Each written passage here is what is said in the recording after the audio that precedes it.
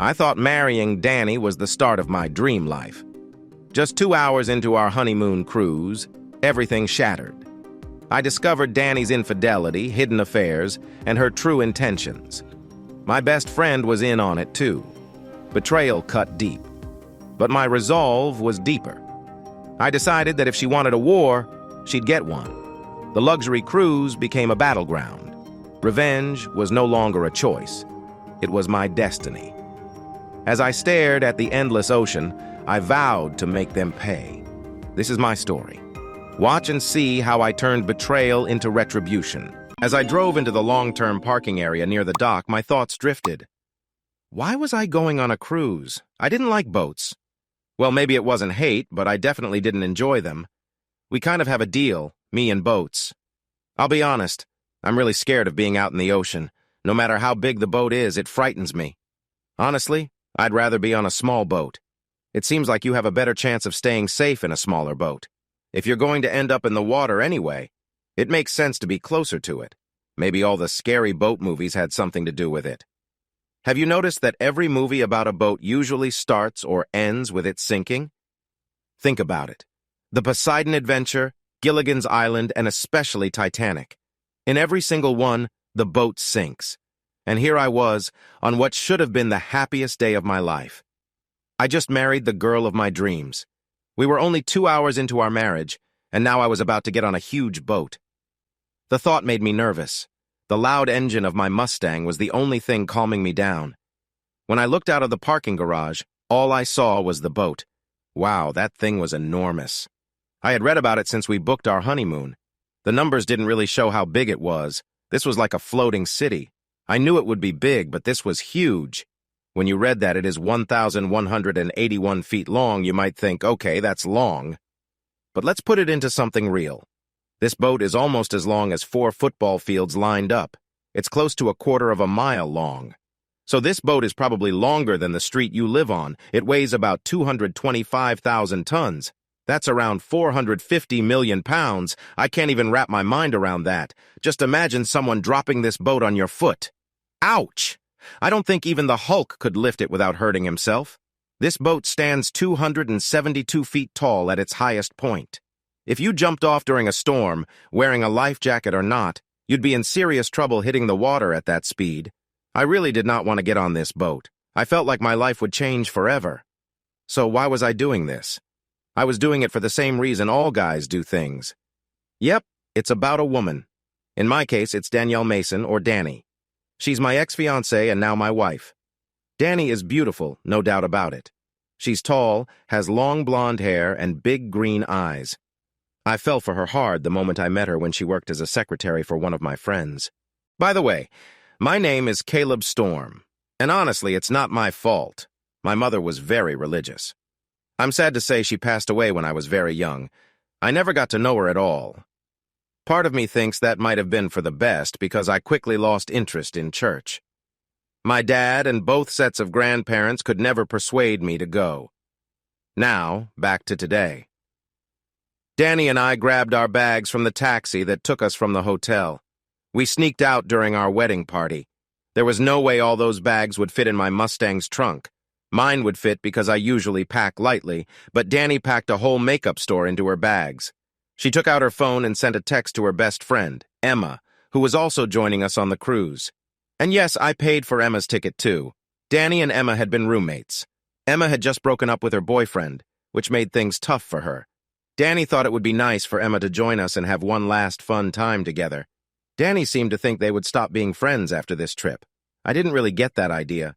Danni tried to explain that since we were married now, she felt she had to spend time with people like us, not like Emma.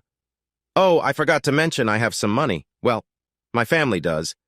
I went to good schools, studied finance, and got a job as an investment banker. I earn a good salary and save money, but I do like to spend a bit sometimes. So in Danni's mind, we should be with a certain kind of people, and Emma didn't fit that anymore. I hope Danni changes her mind about this soon, but since I married her, I'll let her enjoy being the queen for now. It turned out that Emma was still at our wedding party. She would arrive before the ship left in an hour. I wanted to get to the ship early to get used to it before we set sail. This cruise ship is huge. There are 16 decks for guests. It has bars, dance clubs, shops, a casino, a gym, and even a running track. It feels like a floating city. We checked in, and Danni held onto my arm the whole time. She looked so beautiful. Our cabin was lovely, too. It had a bed with a lace canopy hanging from the ceiling. Danni ran around the room, excited to see everything. I sat on the edge of the bed and just watched her. Her happiness made me feel great about sharing this experience with her. Then, out of nowhere, she jumped onto the bed, knocking me over. She showered me with kisses and told me she loved me many times. I barely noticed everything else around us. All I felt was the joy of the moment. It made everything else seem less important. As I looked at Danni sitting between my legs, enjoying me like it was the best treat ever, I felt strange. I can't explain it well, but it felt like something was missing. My dad and my grandfathers always told me that when you meet the right person, you would just know. Danni and I had been together for almost a year. I cared for her and wanted to marry her, but I never felt that magic everyone talked about. She looked at me with confusion. "What's wrong, Cal?" she asked. I realized I had zoned out and lost my excitement while she was really into it. "Sorry, sweetheart," I said. "I just noticed the boat is moving."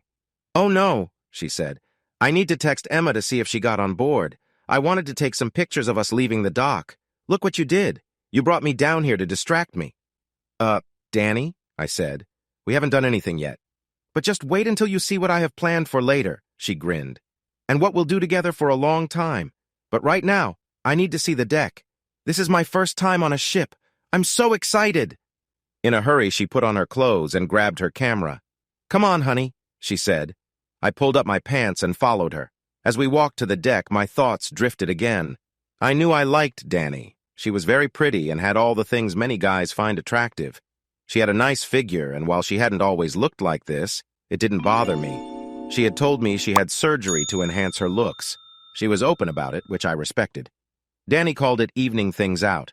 Her way of thinking was that if I didn't mind her changing some things, I shouldn't mind her changing others. Danni was also very affectionate.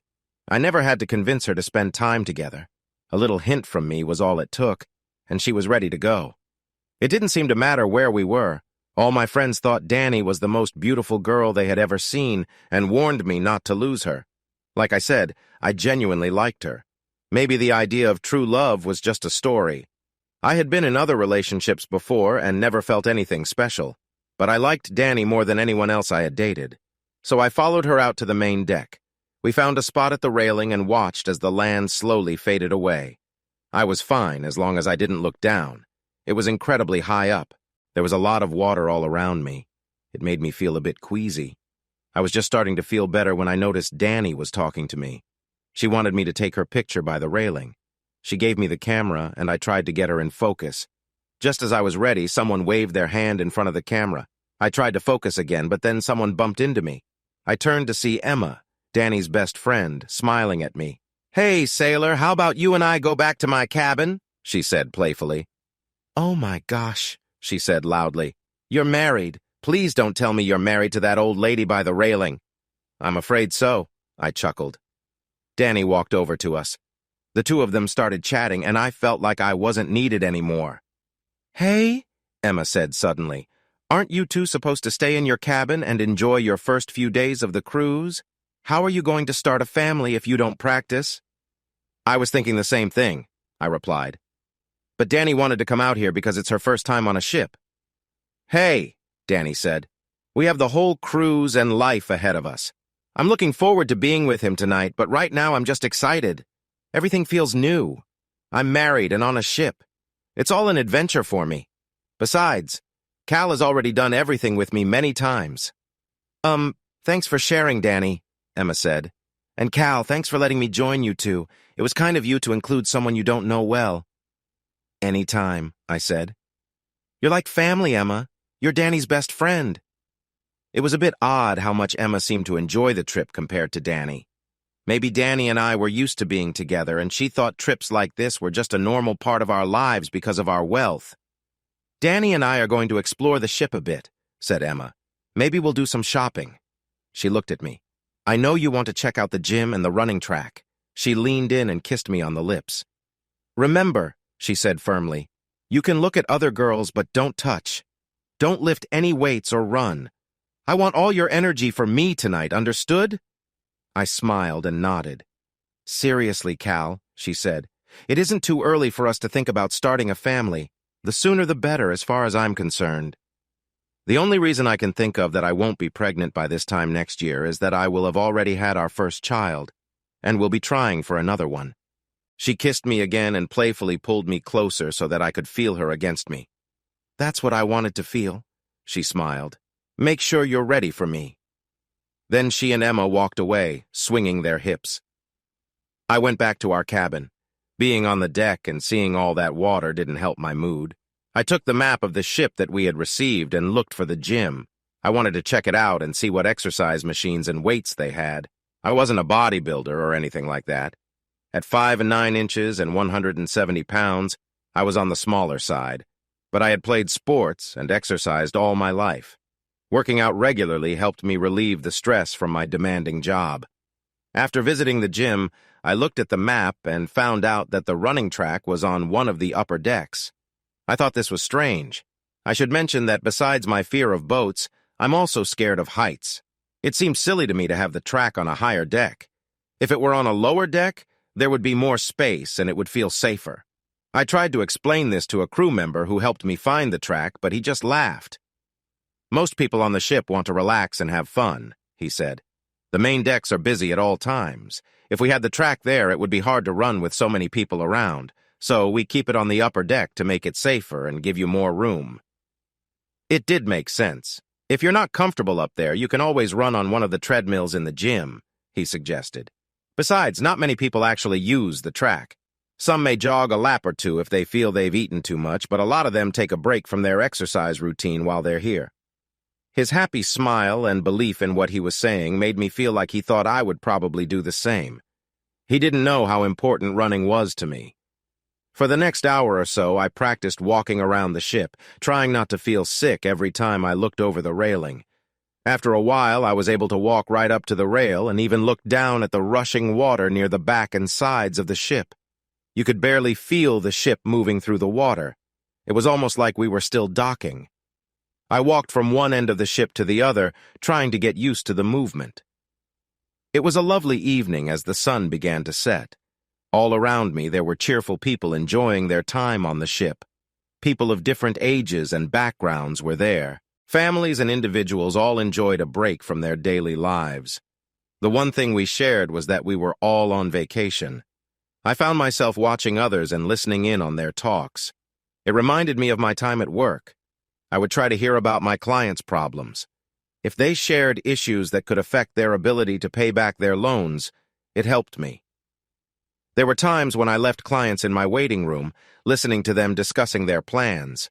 They would go over what they could and could not share in our meetings. Once, I heard a client tell his assistant not to mention their plan to file for bankruptcy soon. I always treated them kindly, serving them the best coffee and snacks before I had to turn them down for a loan. My boss was angry until I explained what I had overheard. Sure enough, one of our competitor banks gave them a big loan. Just under a month later, the company went bankrupt. My boss and I had a good laugh about it. The owner clearly wanted a big loan to protect himself when his business failed. As I walked around the ship, I listened to people talking about how much fun they were having and their plans for the upcoming days. Some even said that this trip had saved their marriages and deepened their love for one another. Then I heard something that really surprised me. I turned a corner and heard two voices I recognized. "You're so lucky, Danny. Cal is a great guy," said the first voice. "Yeah, he's okay," replied the other. I was taken aback. After hearing Danny say she loved me for so long, it hurt to hear her say he was just okay. For some reason, I started recording their conversation on my phone. I thought it might help later if we had a disagreement. "What do you mean, okay?" "He's one of the nicest guys we know. He's good-looking too, and he would never hurt you or take your money. I thought you loved him," said Emma. "Yeah, I guess," Danny answered. "If you don't love him, then why all those talks about having kids?" Emma asked. "Come on, Emma, are you really that clueless? I had to sign a prenup to show I wasn't just after his money. The only way to get around the prenup is to have a kid." Then I could get a good settlement whether I stayed with him or not, Danni said. After that, they fell silent. Emma, why are you looking at me like that? Danni asked. Darn it, it's not my fault. I've dated so many guys who only wanted to get things from me. I thought it was time I got something back. But Danni, he's really a nice guy, Emma said. He's getting something too, Danni replied. I give him everything he wants. Sometimes I give him more than he asks for. Maybe that's why you're still seeing other guys, Emma added. What I do when he's not around is not his problem, Danni said. And just watch, in a few years he'll be off with his secretary and ignoring me. I don't think he's that kind of guy, Emma replied. Well, Emma, said Danni, when I'm done with him, maybe you can have him. I just want to enjoy my life. I want things without working really hard for them. I'm tired of having to do unsatisfying things just to get a bonus. I saw my chance, and I'm taking it. It's just not right, Emma said. He loves you. He isn't making you do anything you don't want to do, but you're making him pay for the things other guys did to you. That's not fair. Emma, all men are the same. Once you've had one, you've had them all. If you give them the chance, they'll all take advantage of you. The only things that change are the size of their body and their money, Danni said. I stepped back and went to our cabin. When I arrived, I changed into something nice for the evening. About an hour later, my phone beeped with a text. There was no cell service on the ship, but we had internet, so my phone could send messages that way. I checked the message. Where are you, sweetheart? It was from Danni. I didn't reply. I was hurt. It felt a bit silly to act like my heart was broken. I had been trying to figure out if I loved her. I liked her a lot, but wasn't sure what love really felt like. I couldn't honestly say I loved her, but I couldn't say I didn't either. I guess I'd never really been in love, so I didn't know what to expect. But I had never cheated on her, and I had been loyal since we met. She couldn't say the same. She had been seeing others the whole time and was only interested in money from the start. I decided to take this as a costly lesson. As soon as we got back, I would seek an annulment. I wouldn't even need to get a divorce because she had been lying the whole time. The marriage would last less than a week anyway. According to our agreement, if the marriage lasted less than 3 years and there were no kids, she wouldn't get anything. That night, I walked around the ship. I watched people and tried to feel better. Around midnight, I returned to our cabin. Danni was there with a few crew members and Emma. Caleb, where have you been? She yelled, tears on her face. The security men who were getting ready to look for me smiled and slowly left the room. Sorry, I was at the clinic, I said. I probably should have said that I don't like ships. They made me feel better for a bit, but I still feel sick. The security men chuckled. We told you, one said. About 10% of passengers get sick in the first 2 days. Half of them end up going home. Danni, why didn't you tell me this? Danni asked. Her fake caring sounded real. We could have flown or done something else. Because I love you, Danni, I said. If she could lie, so could I. You wanted this cruise so much. I'd do anything for you, so getting used to a boat is nothing. Ah, Emma said. She looked at Danni with a smirk and shook her head. I'm going to lie down, I said. Danni just nodded. I'll be right in, sweetheart, she replied. As soon as I closed the door, I listened closely to hear them. Danni, you're terrible, Emma whispered. You don't deserve him. I hope this comes back to hurt you. Emma, watch yourself, Danni shot back. If it wasn't for me, you'd be alone in that sad little apartment, crying over another loser. And it hurts everywhere. Yeah, but your backside is the only part of you that hasn't been changed, Emma replied with a smile. It would hurt more. A few minutes later, Danni came into the bedroom. She started taking off her clothes and leaned over me. I could see her chest pressing out of her top. Come and get it, sweetheart, she said. Honestly, I planned to spend the rest of the trip with her.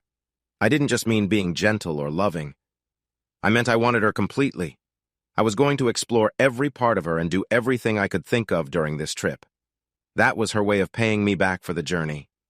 I had a plan for her, whether she realized it or not. I felt she deserved it after what she tried to do to me. Why should I have to go without intimacy? We were married until we got home. I didn't see a reason for my life to be affected because the woman I thought cared for me turned out to be someone who only wanted my money. In truth, that's what she was. She had made an agreement with me. She got a nice life without hard work, and I got intimacy. It was like a trade, simple and clear. The only problem was that neither of us really understood what we were getting into. From that night on, I planned to treat it like a deal. But at that moment, I was too hurt to do anything except lie in bed and wonder what I did to deserve this. My whole life, I had tried to be a good person. I never forced myself on anyone. I didn't take what wasn't mine. I always helped where I could. I worked hard in school and at my job. Just because I was lucky enough to be in a good place financially didn't make me a bad person or a target. Forget her. "Danni, I'm sorry," I said, "but I really don't feel well." "Oh, honey," she said with a sad look. "Don't worry about it." She took off the rest of her clothes and climbed under the covers with me. I surprised myself. I was lying next to her, but I felt nothing. The next morning, I woke up before the sun. I looked at the woman I thought I would spend my life with. I wondered what had attracted me to her at the start. I can't say I didn't sleep at all that night. I did, but I woke up many times thinking, why me? I wasn't exactly heartbroken, but I was upset. I was angry about her betrayal on many levels. She had always claimed her love for me. She said it first. I remembered her looking at me, tears in her eyes after one of our silly fights. It had been just a misunderstanding, but she was crying like something very terrible had happened. I didn't understand why she was so upset. "Why are you so upset, Danni?" I asked. "It's over. We're okay." "You just don't understand," she said. "I love you. I can't live without you." Those 3 little words, even if I didn't truly understand them, still shook me. Some guys might not get this. Love changes everything. I know you might be thinking, okay, she loves you, but that didn't seem to help me. That's interesting. You get all the good stuff without having any problems yourself. They thought I was some lucky guy who could just end things with her whenever I got tired of it. On paper, that sounds nice, but the truth is very different. I was born with a strong sense of right and wrong. As soon as I heard those 3 little words, it kicked in. I felt strange inside. There was a wonderful feeling knowing that someone, a real person, cared for me. In that moment, when she said those 3 words, I changed completely. I felt responsible for her happiness and health. It was like being a gardener when I never wanted to be one. You step outside to clear away the ugly weeds to make room for concrete. But when you get there, you find a lovely flower that you didn't plant and didn't want. Still, you feel you must care for it. Even though you should just cut it down to stick to your plan, you can't do it. So you start watering it, trimming it, and feeding it. Before you know it, you are a gardener. After that, I took our relationship a lot more seriously. My choices were limited. If I messed up or upset her, I would just be another average guy. As long as her love was there, I felt special. I felt loved. Things got harder over time because she wanted to hear me say I loved her back. At first, it was really tough. I struggled to say it. That word is hard to say, especially when you're not sure if you mean it. I finally forced myself to say it, afraid I would be struck down for lying. After I said it, I felt like I broke some rule. I had said the L word not truly, but then I saw the power of that little word. When I awkwardly said, "Love you too," her face lit up with the biggest smile I had ever seen. She jumped on me right there in the street. I thought she might do something really surprising right there on the sidewalk. I wasn't heartbroken, but I felt upset about the lies. Not only because she said, "I love you," without meaning it, but also because she made me feel good about myself with that word. She tricked me into doing things I wouldn't have done otherwise. And all the while, she was betraying me by being with other guys. Who knows what kind of diseases I could have now? Thinking about that made my anger rise. I turned away from her. Danni liked to wrap her arms and legs around me while we slept. I used to think it was sweet. She said she just wanted us to feel close, even when we were asleep. But now I understood that it was more about keeping track of me, even in her dreams. I thought about what to do next. I really wanted to go for my first run on the ship. That would help me decide where I wanted to go for the rest of our trip. But I also thought about being with her in a different way. I didn't want to be romantic or sweet, I just wanted to take what I wanted without asking. It might be what she deserved. I decided I would only be with her for that purpose until we got back. As soon as we were in port, I would ask for an annulment. During the trip, I'd let my lawyer know and have the papers ready when we arrived. In the best case, I would be free before she could even feel the sea breeze. I looked at her smiling face and remembered the line from a song that fit my feelings. "A plastic girl with a plastic heart can never love you, it's true." That line popped into my head because it reminded me of her. It was from a funny rock and roll song called "Ugly Girls" by a band from Michigan called Mark Flash. I had seen them play in college at a park. They were great, but never became famous. The singer was cute, but the guitarist was amazing, like a mix of Jimi Hendrix and Eddie Van Halen. He was the one who wrote all their songs. They had a beautiful bass player from Costa Rica, but they always had a different drummer. They had everything needed to be popular, but their wild behavior got in the way. I always wished I had a recording of their concert. Finally, I decided to go for my run. I dressed quietly so I wouldn't wake Danni, though I knew it might not matter. She could probably sleep through anything. I stepped out of our cabin and went onto the deck. I headed up to the top where the running track was. There were only a few crew members up this early. It seemed like only a small team worked the ship at this hour. The view of the ocean and sky was beautiful, with the sun just starting to rise. The soft pink light hadn't turned to bright yellow yet. The oval running track called to me, but I took a moment to start my iPod and stretch first. I always ran with an iPod shuffle. It was the smallest and cheapest of the iPods, but it was just right for running. As I got ready for my first few steps on the rubber track, I heard a soft and steady clip-clopping sound. By the time I looked up, she had already run past me. I smiled and squinted to see her better. This made things exciting. I liked competition, no matter how small. Now, I had a goal instead of just jogging in circles.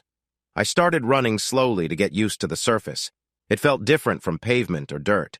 I figured the rubber was over the same carpet that covered the rest of the ship, with a metal deck underneath.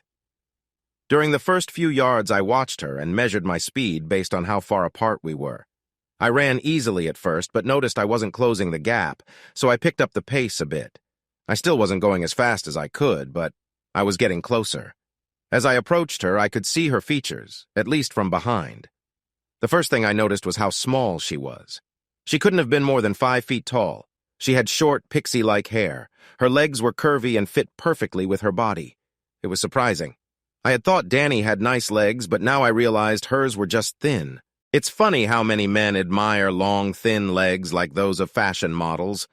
This woman's legs were not as long or as thin as Danni's. They were strong and looked perfect. There was no extra fat on them at all. Her calves and thighs were impressive, and resting on those legs was her backside. Just thinking about it made me a bit dizzy. Seeing her that day made me wonder who comes up with names for women's clothes. She was wearing what are called boy shorts. Who decided to name them that? The way her perfectly shaped curves showed beneath them made it clear she was definitely not a boy. The way she moved as she ran was captivating. I gave up on trying to overtake her and just matched her pace, staying a short distance behind her. I still don't know how I managed to run without stumbling over my words. After a few laps together, I saw that she was slowing down, so I slowed my pace too. Soon she stopped. It was so sudden that I almost bumped into her. I managed to stop just in time to avoid a collision. I ended up just inches away from her smiling face. And what a face it was. She had the biggest smile and the bluest eyes I had ever seen. Everything about her face was beautiful. She had a nice tan, not too dark, just like she had spent a bit of time in the sun. It was much better than that strange orange look some people get from tanning beds. Her short hair was amazing. It was thick and had waves. She had messy bangs that kept falling over her eyes, but the rest of her hair was cut short and tucked behind her ears. What I thought were shiny spots in her black hair were actually hints of blue mixed in. She didn't wear any makeup, not even lipstick. Everything about her was real and sincere, even her bright smile. Every part of her body was natural, and I was completely taken aback. I was so surprised that I couldn't even focus on what she was saying. I watched her trying to get my attention by pointing at her ears. I wondered what she meant. Then I realized she wanted me to take out my earbuds so I could hear her. "Hi," she said. She had a soft southern accent. The way she spoke made even short words seem long. I have always liked southern accents. They sound so warm and friendly. In her case, her voice was sweet, like honey. Have you ever listened to someone and thought you knew what they did for a living? I have friends like that. My friend Dave talks very clearly and quickly, so you can tell he's an engineer. Carl talks about everything in terms of money, which makes it obvious he's a banker. From her voice, I had a feeling she might work in something unusual. "Do you know how far we've run so far?" she asked. I just stood there, taking in her looks. She seemed amused as I stared at her, checking her out. After a moment, I realized it wasn't polite. Sorry," I said. "What did you say?" She laughed, and it was a real laugh, not a fake one. It was a strong laugh that showed she was open and honest. It told me a lot about who she was. "I asked if you knew how far we've run," she repeated. As she spoke, she tucked a loose piece of hair behind her ear. "How far is each lap?" she added. "We've done 3.5 laps." "I have no idea," I laughed. We quickly became friends, both not knowing how far we would run or for how long. "All right," she said. "We seem to be running at the same speed. Let's just keep running until we feel like going for breakfast." "That sounds great," I replied. We started running, and it felt strange. There were so many sounds I had never noticed before. I didn't hear my breathing. I didn't hear anyone else around me. I didn't even hear my feet hitting the ground because I always listened to music when I ran. That first run together was wonderful. I enjoyed hearing all the new sounds around me. The best sound of all was her voice. During that run, we had some really fun moments. We laughed about our names. When she told me her name was Ska, I was confused. I thought it was a funny name for someone so pretty. "What kind of name was Ska?" "Ska," I said slowly. "That's different." "Not Ska," she laughed. "Ska." I stared at her like she was the most beautiful girl ever.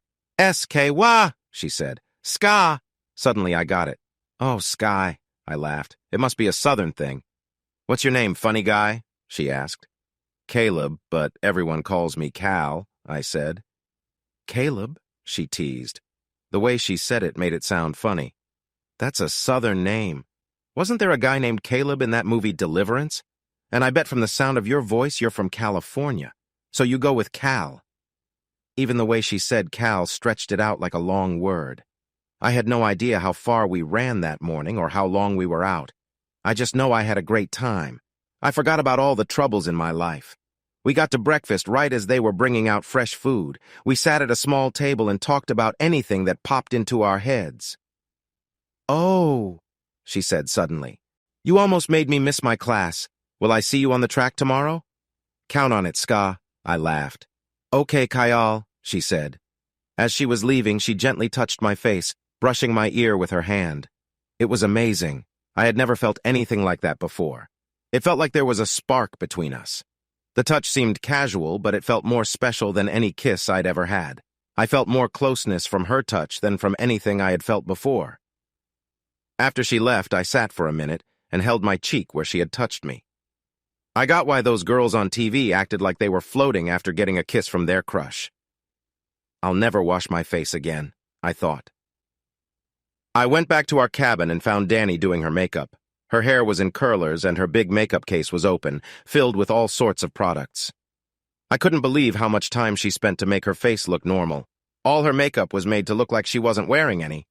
I shook my head, wondering how silly it was. It usually took Danni over an hour to get ready, even for a simple date. "Hi, Cal," she said while putting some cream under her eyes.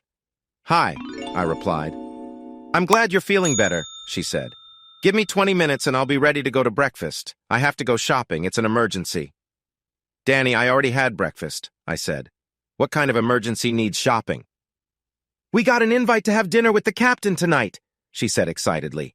"It's semi-formal, so you need to wear a suit. You have plenty of suits, but I need to find the right dress. Now that I'm your wife, I have to look good. Everything I wear reflects on you, you know?" I wasn't sure if she believed that or just wanted an excuse to buy more clothes. If this was last night, I would have said no for sure. I had planned to spend the rest of the trip with her and then leave her behind when we docked. I meant to walk away without even giving her a ride home.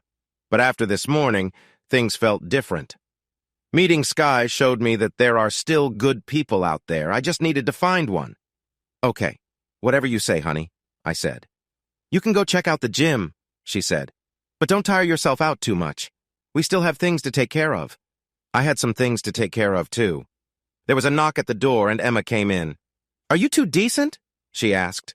I am, I said with a grin. Have fun, Emma. Danny, make sure you find something nice for Emma, too. I didn't mind spending money on Emma. It felt better to buy something for her than for Danny. At least Emma had tried to stand up for me. I took a long, hot shower and put on jeans and a casual shirt. I picked up my iPad and logged into my email. I sent a note to John Forsythe, my lawyer. He was the one who had helped me with my prenup with Danny. I quickly explained what was going on and asked him to start the process for an annulment. If that didn't work out, I told him to begin divorce proceedings right away. I told him that it would be best to send me an email because we couldn't use our phones on the ship. I also mentioned that at our first stop, or whenever I could, I would try to get a satellite phone. I spent the afternoon making plans. I emailed my assistant and explained what was going on. I asked her to change the locks on my condo. Even though it wasn't necessary, I planned to give Danny some money to leave me alone. Before we got married, Danny had lived with Emma. If Emma didn't have a new roommate, Danny could stay there. It was actually good that Danny hadn't moved all her things yet. That meant fewer things to move back. I checked my bank account. Danny had one of my bank cards and one credit card. She could get money from my checking account, but not my savings. Most of my money was safe in savings or investments in other banks. I went to the gym to work out. The gym had good machines, and I found everything I needed for my workout. After exercising, I had lunch at a small cafe on one of the upper decks. I looked out at the sea and the happy people on the ship. It made me feel good. While I was there, I noticed a few women looking at me. After all this is over, I knew I could start dating again, but I wanted to do it the right way. I didn't want to spend the cruise looking for someone new or drawing attention to my situation. Soon after lunch, I got a text from Danni. She said she loved me, which probably meant she had spent a lot of my money. She wanted me back at our cabin by 4 o'clock. Dinner was at 6, and she said she wanted a quick moment together before we got ready. I spent the afternoon exploring the ship. It was an interesting place. There was so much to see and do that it would take weeks to try everything. At 4:30, I got another text from Danni. She was angry and wanted me back at the cabin right away. I walked slowly back there. Where have you been? Danni pouted when I walked in. Sorry, Danni, I said. I lost track of time and got a bit lost. This ship is huge. It's past 5, she said. I need to start getting ready for dinner. Emma is sitting at a table with someone important from the crew. She will be in the room, but not at our table. Emma is a nice girl, I said. She'll be fine, trust me. You make it sound like you'd rather be with her, Danni replied sharply. Danielle, there's no need to act that way, I said.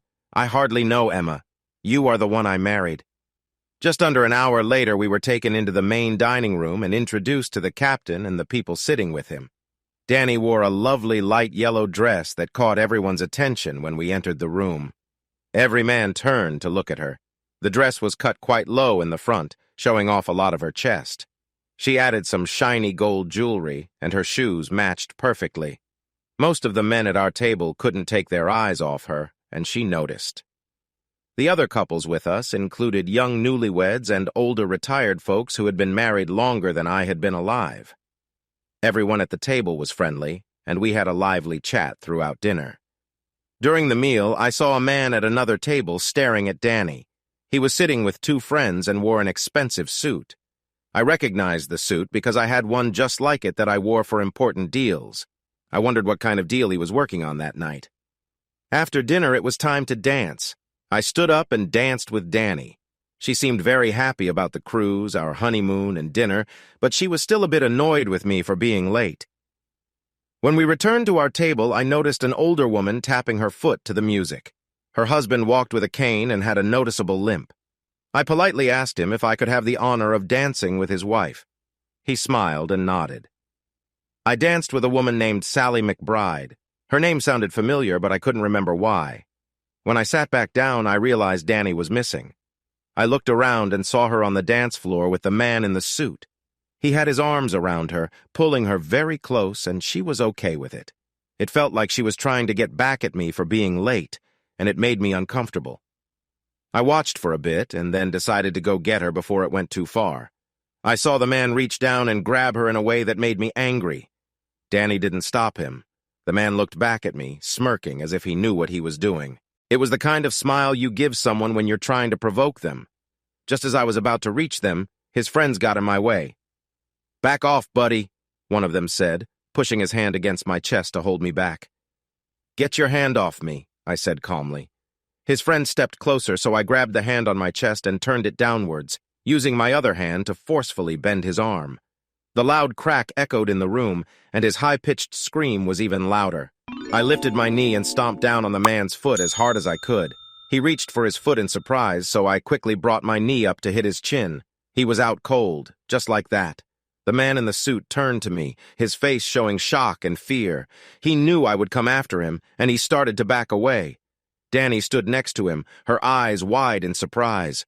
Luckily for them, before I could reach him, 3 security guards from the ship tackled me and took me to a holding room. You learn a lot about people when things go wrong. When the guards grabbed me and tried to hold my arms, Emma came over. She tried to explain that I wasn't a violent person and something must have made me act this way. Danni just stood there and then left with the man in the suit while Emma tried to help me.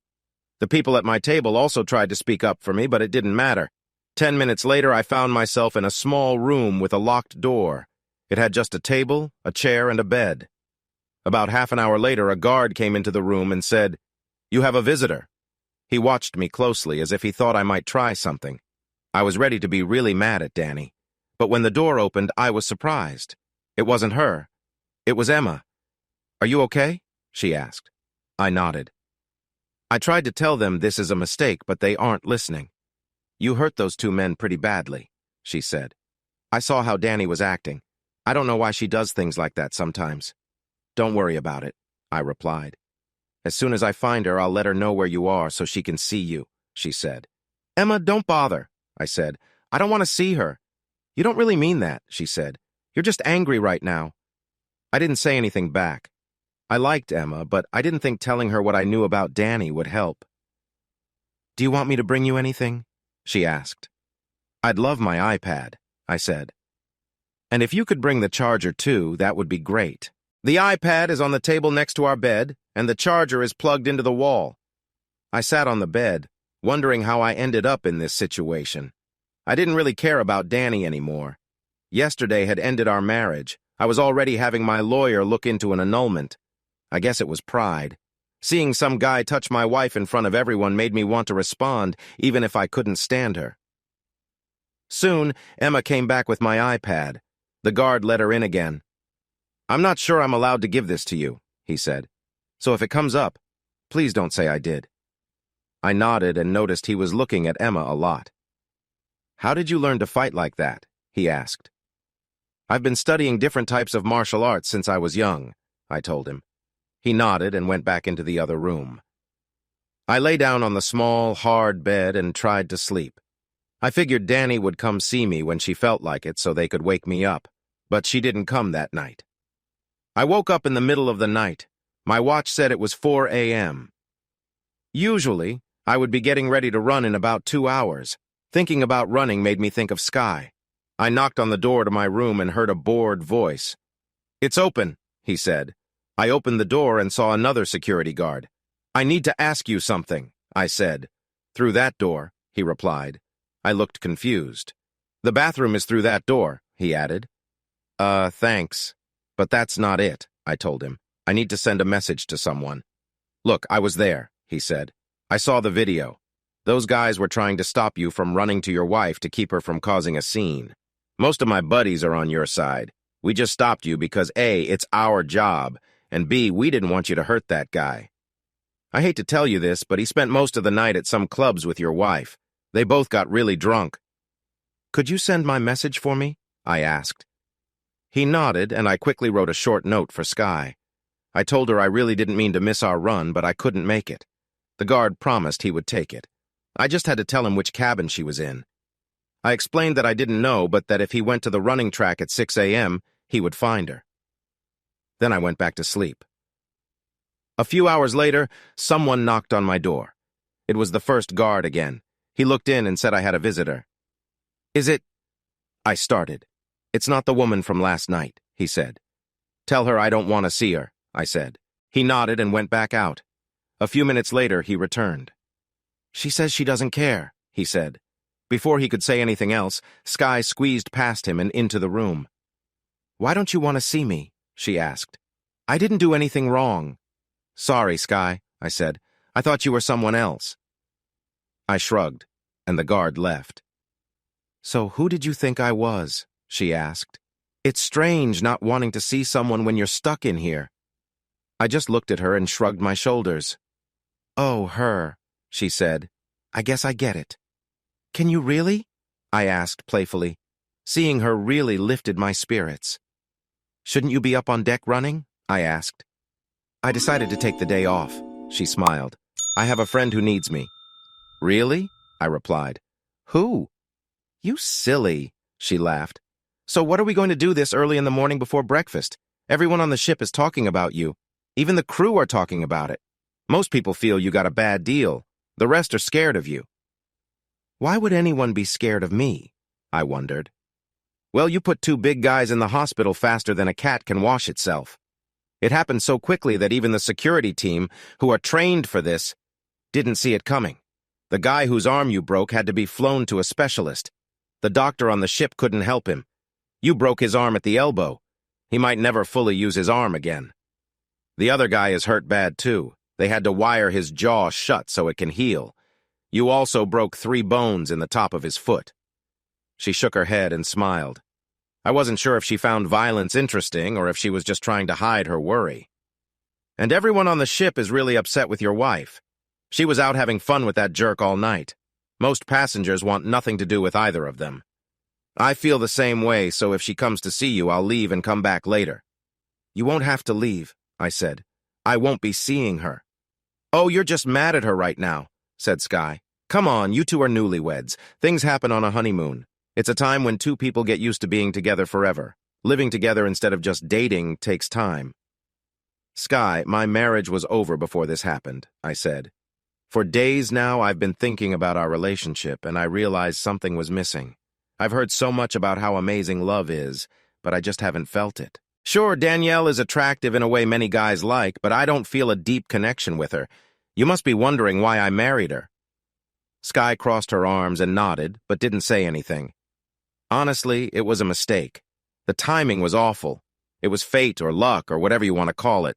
We had been dating for over a year. All my friends, especially the guys, told me not to let her slip away. She always told me she loved me. I started talking to her because it felt like the right thing to do. Sky's eyes widened in surprise. Hold on, don't say anything yet. Let me explain, I said. Sky, I didn't really know how I should feel. I've never been in love before, so how could I know what it is? I thought maybe I'd feel it later, or maybe I just couldn't feel it at all. But I always planned to be with her forever and take care of her. I even went on this cruise for our honeymoon because that's what she wanted. I did a lot of things this past year that I didn't want to do because she asked me to. Why didn't you want to go on the cruise? Sky asked. Because I don't like boats, I replied. I'm really scared of drowning if the boat sinks. I also don't like heights, so being on this big of a boat is tough for me. A double whammy, she said, finishing my thought. And you did this for a woman you don't really love? I nodded. So how do you know you don't love her now? She asked. Maybe you do love her, but since you don't know what love feels like, you just can't see it. No way, I insisted. I'm completely sure I don't love her and never did. How do you... Sky began, but I interrupted her. Let's not get into that now, I said. It doesn't matter if I loved her or not. She never loved me either. She was just using me to make her life better. I overheard her and her friend talking about it yesterday before all this happened. It hurt to hear her say she married me just to avoid working. She also said she wanted to get pregnant quickly. Why would she want a baby if she doesn't love you? Sky asked. We have a prenup, I said. My lawyer made sure we had one. If we divorce too soon, she gets nothing. But if she has a baby, I have to support my child, which would give her a financial tie to me. She sounds really selfish, Sky said. I can't believe she hasn't come to see you yet. It's how Danielle deals with our fights, I explained. She gets mad and then runs off, and we don't talk for days. If she believes she's right, she waits for me to call her first. If she knows she's wrong, she comes back crying and asking for my forgiveness. Usually it doesn't matter who's right. Making up is great. Too much information, Sky said. So what will you do when she does come back? It won't matter, I replied. I'm done with her. I already have my lawyer looking into an annulment. If I can't get the annulment, he will start the divorce, I said. But how can you get an annulment after you've already had sex? Sky asked. It's simpler than you think. The rules for annulments have changed in our state. Since many couples have already had sex before marriage, annulments can happen for a few different reasons. One reason is if the marriage ends soon after the wedding. In my case, I had my lawyer start the process just 24 hours after the ceremony. Another reason is if someone got married under false pretenses. I found out that Danielle only married me for my money. I'm very sure I'll get the annulment. Okay, I hate to keep asking, but if you don't love her and you want to end it, why did you get so upset when that guy touched her? Sky asked. It was just embarrassing. It was about my pride. I wouldn't mind if she saw that guy later as long as it was private. But to let him touch her in front of me was really insulting. You have to understand Danielle to see why she did it. She was angry because I didn't come back to the cabin to be with her before dinner at the captain's table. She did this to show me that if I wasn't careful, she could find someone else. She sounds sneaky, doesn't she? Sky remarked. I just smiled and nodded. Okay, enough about your wife, she said. What do you do for fun here? Sky, I'm in jail, I replied. No, honey, she said. We're in jail. From the moment I met Sky, I felt something different around her. It was like she just fit into my life. When she said, we're in jail, and called me honey, I felt mixed emotions. I wanted to smile. But it wasn't just any smile. It came from deep inside me because I felt truly happy. So what games do you like? I asked. What do you have? She replied. We started to play Monopoly on my iPad. Honestly, it wasn't my idea. I didn't want to take advantage of her. I'm a financial advisor, or at least I thought I was until she beat me. She was still laughing hours later when the security guy came in to tell me I had another visitor. Sky and I exchanged glances. It's not her, the security guy said. I remember you don't want to see her. Not that she'd tried to see you anyway. It's the lady from last night, the really pretty one who was your first visitor. He's talking about Emma, I told Sky. She's Danielle's best friend.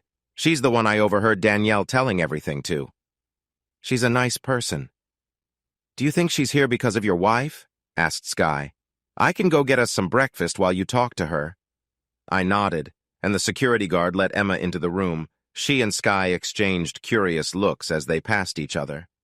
Who is your friend? Asked Emma. I met her yesterday when I was running, I said. Have you eaten yet? Emma asked. I can find something for you. I'm not sure what food they allow, but I can check. Sky is getting us breakfast, I said. That's where she's going now. Cal, I spoke to the captain, Emma said. He's really confused. Most people on the ship think it's unfair what's happened to you, but a few want you to stay locked up. The captain is also dealing with some thefts and other crimes on the ship. I think they are trying to link you to those problems. Don't worry, Emma, I smiled. I'm okay. What did Danni say when you talked to her? She asked. Emma, I haven't talked to Danni since dinner last night, I replied. Emma looked worried. What's wrong, Emma? I asked. Well, nothing, she said. Emma, you might as well tell me. Nothing you say will surprise me, I insisted. No, it's really nothing, said Emma. I just thought she was down here with you. I'm going to go find her right now. Emma, don't worry about it. I'm so mad at her right now that it might be better if she stays away, I said. But Cal, you know how she gets when she's angry. This whole honeymoon has been one problem after another. She blames herself for everything. First you couldn't, well, you know, on your wedding night. She didn't know you would get seasick. Then yesterday, Cal, you should have seen her. She got all dressed up and waited for you all afternoon. So she was already upset when you went to dinner. She thinks you're bored with her. I really think she was trying to win you back, but it went too far. I looked at her a bit sad. Would you have done that, Emma? I asked. No, she said. I would have taken you to our cabin and talked things over. Then we would have had a good time. Most reasonable women would, I replied. But Cal, you know Danni isn't like most women. Well, I'm her best friend and I love her, but I have to admit she can be a bit spoiled. You're partly to blame for that. You buy her whatever she wants and do anything she asks. So if she is spoiled, you share some of that blame. You are the best thing that ever happened to her. Maybe she feels a bit scared that she might lose you, said Emma. And there's something else you don't know. Danni told me something before we left for the cruise. As we were getting ready for the wedding, Emma told me not to expect to see much of you guys. She came on this boat with one goal. She wanted to have a baby with you before you got back. Emma said you both talked about kids, and she hoped to give you one before your first year of marriage was over. She had it all planned. She wants 3 kids and thinks you should start early in your marriage. That way, when your job takes off, you can retire sooner and travel together while you're still young. I wondered if Emma really believed all this, especially after Danni's talk the day before. When I looked into Emma's eyes, I felt that she was sharing her own dream, not Danni's. Danni had just said what Emma wanted to hear, trying to make sure Emma wouldn't think Danni was just using me. "Okay, Emma," I said gently. "I just need a few days to get over this. I'm really upset with Danielle right now, so meeting her wouldn't be good." "Everyone is talking about her like she's terrible," Emma said. "But I think it's better if you both make up soon. This doesn't help her feel any better." "I'm too upset to even talk to her," I replied. "But Cal, you're better than that. Anger is just talking. You're hurt by what she did.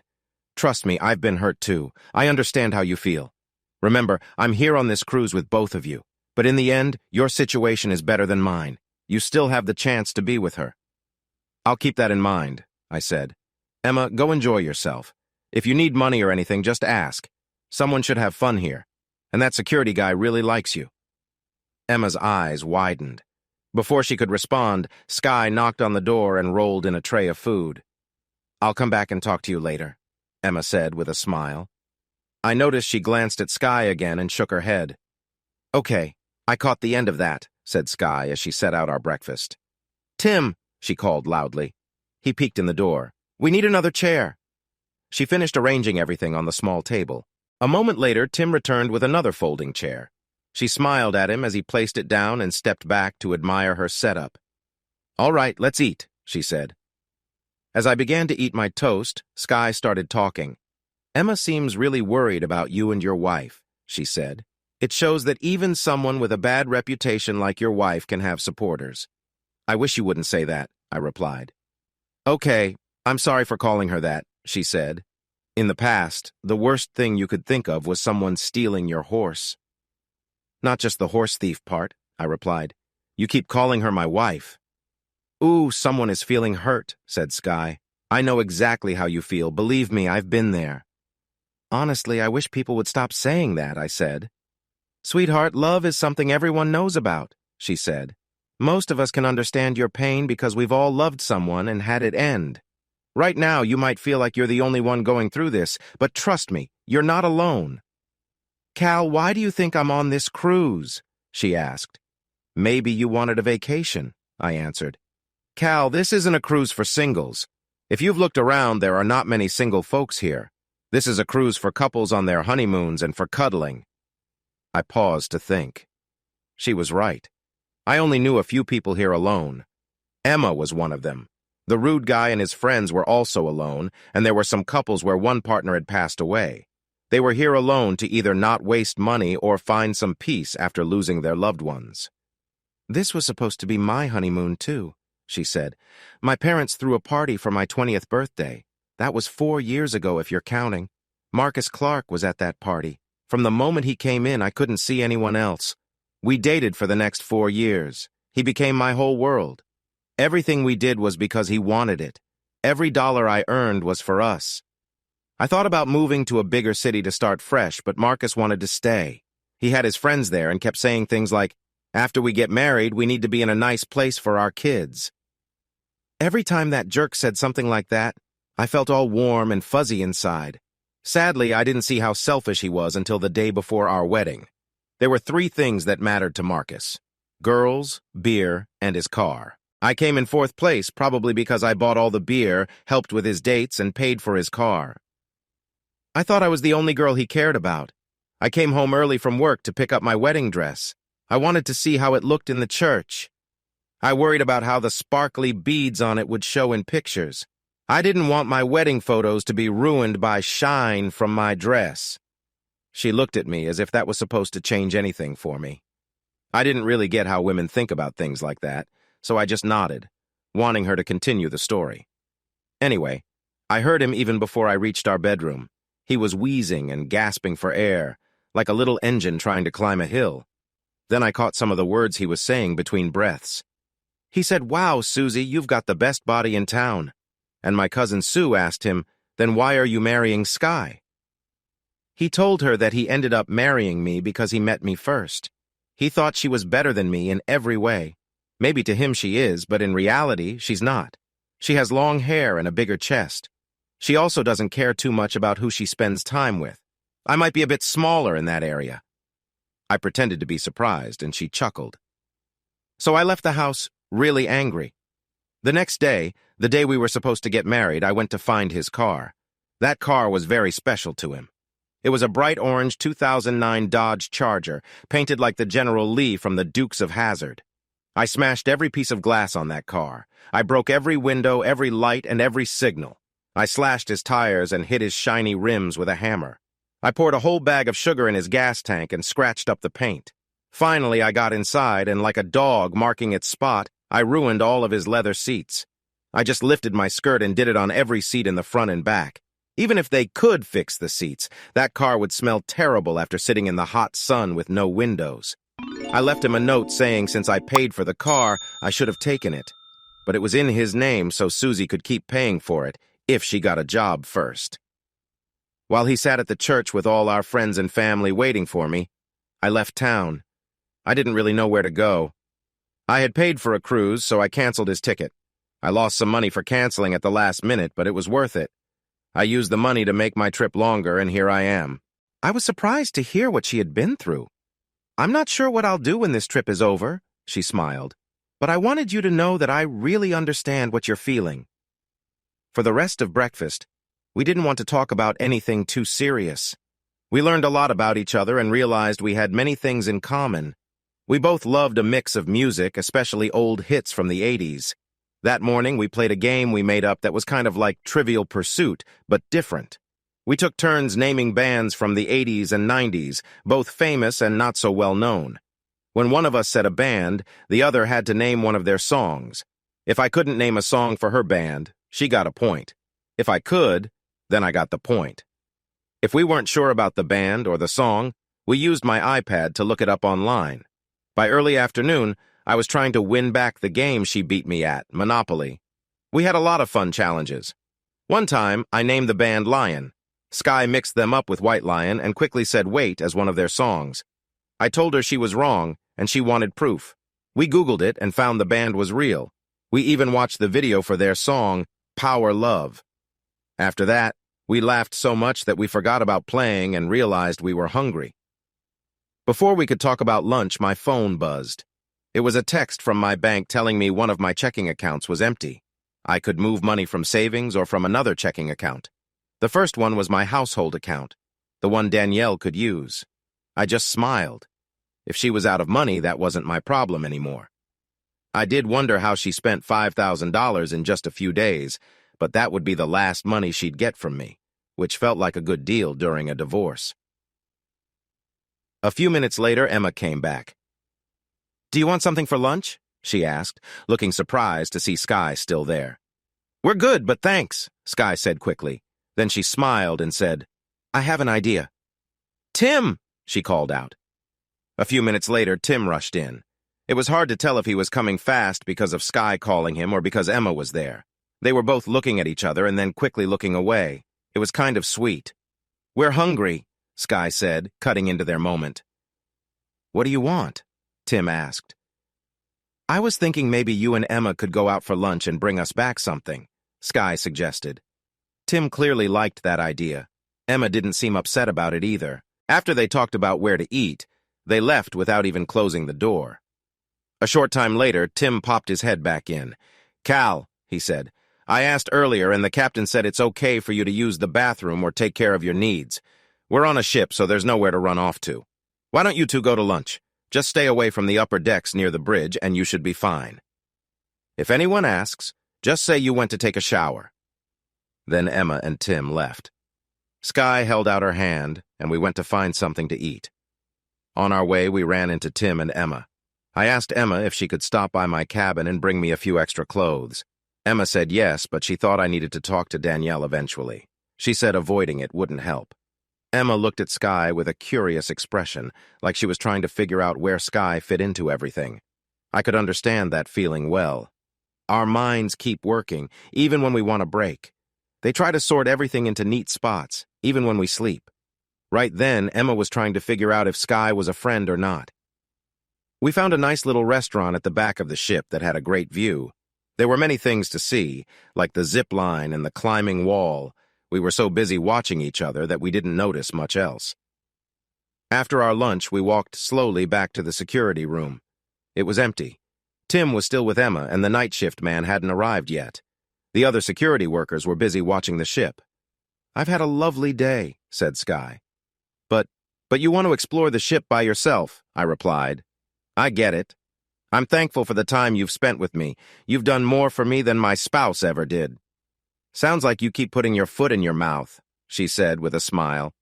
"Can I finish my thought, or are you going to keep talking?" I smiled and pretended to zip my lips. I was going to say I've had a great day, and I'm looking forward to the evening, too.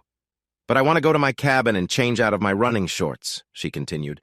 "Your night security man seems nice. Maybe he'll let us go out for dinner and a walk on the deck. We might not sit at the captain's table, but there are plenty of places to eat here." I looked at her and smiled. She smiled back. "Aren't you going to say anything?" she asked. In the past 10 hours since she arrived, I had smiled more than I could remember. "Oh, can I talk now?" I asked. "Yep. Jump in whenever you want," she replied. Before I could say anything clever, the night security man walked into the room. "Did you know the doors are all open?" he asked. "Yep," Sky and I replied together. "Oh, okay," he said. "I guess there really isn't anywhere for you to go." Sky looked at me, and I felt like she was waiting for something. After a few awkward minutes, she turned and left, promising to come back soon. The security guy stayed there, watching me. "She's nice," he said. "I saw you two having lunch earlier." I snuck out while the other security guy wasn't watching, I told him. "You mean while he was eating with that woman who visited you yesterday?" he asked. "Good excuse. If you go out later and someone else stops you, tell them about me too." I just looked confused. He went back to the outer room to watch TV. I realized I had been so busy with Sky all day that I hadn't checked my email. I logged in and saw a few messages from my lawyer. He was sure I could get the annulment. He would have the papers ready to serve Danielle as soon as we got back. My assistant was handling the tasks I had asked her to do. The locks on my condo were changed. All of Danielle's things that had been moved in were put in storage. We paid for a month, and after that, her stuff would be sold. I was writing another message when the security guy returned. "You have a visitor," he said. His face told me I wouldn't like it. "It's her," he added. "Tell her I don't want to see her and send her away," I said. He nodded and went back out. I heard shouting and some loud noises. "Cal, this isn't going to fix things between us," Danielle yelled from the other room. "You messed up. I got angry too, but we have a problem." He peeked back in and looked at me. I shook my head. He smiled, and then I heard more shouting from Danielle.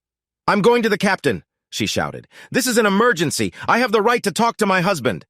A few minutes later, he looked back in. "What a handful," he said.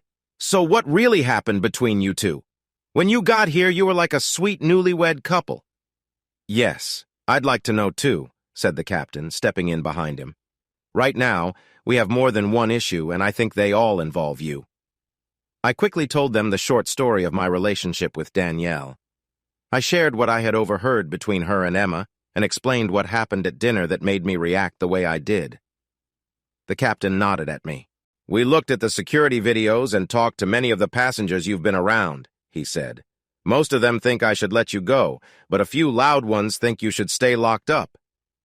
"Captain, are there any empty cabins on the ship?" I asked. "No, but you and your wife are booked in one of our best cabins," he replied. "Then we don't have a problem," I said. "I'm fine with staying here. I really don't want to share a cabin with Danielle. Could you please get the rest of my clothes from that cabin?" "I'll have someone bring them to you while your wife is out," he said. "She wants to talk to me. I'm going to my office now. I'll keep her there as long as I can, but I need a favor from you too." "What do you need?" I asked. "Could you ask your friends to back off?" he said.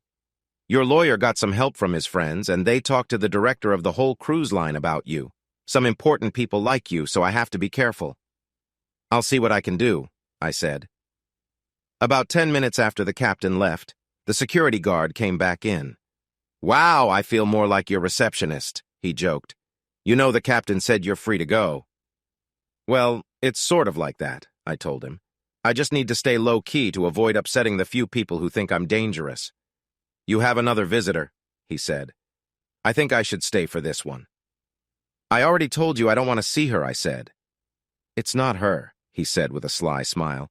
"I need you to stay calm. It's the jerk." "Why does he want to see me?" I asked, surprised. "You could find out by asking him," he replied.